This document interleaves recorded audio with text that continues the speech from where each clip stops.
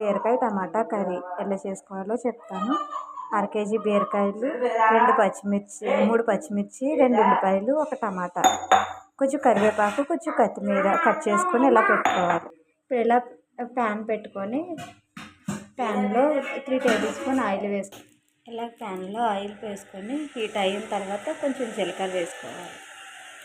ఇలా జీలకర్ర వేగాక 1 స్పూన్ పచ్చిశనగపప్పు, తర్వాత ఎండుమిరపకాయ, కరివేపాకు.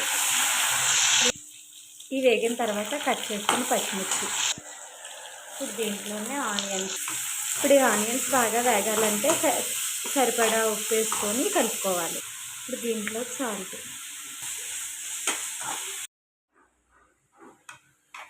ఇప్పుడు ఇలా బీరకాయ వేగిన తర్వాత వేసుకోవాలి, బాగా పెట్టుకోవాలి.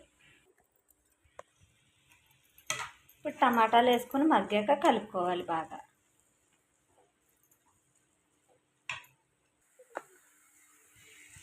ఇప్పుడు దీంట్లో చిటికెడు పసుపు, 1 స్పూన్ కారం, కొంచెం మసాలా వేసుకొని బాగా కలుపుకోవాలి.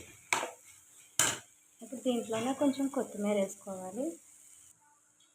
ఇప్పుడు దీంట్లో ఇలా నువ్వులు, శనగపప్పు వాడిన పొడి వేసుకోవాలి కొంచెం టేస్ట్కి.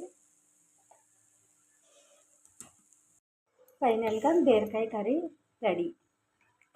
చాలా బాగుంది ఫ్రెండ్స్, మీరు కూడా ట్రై చేయండి.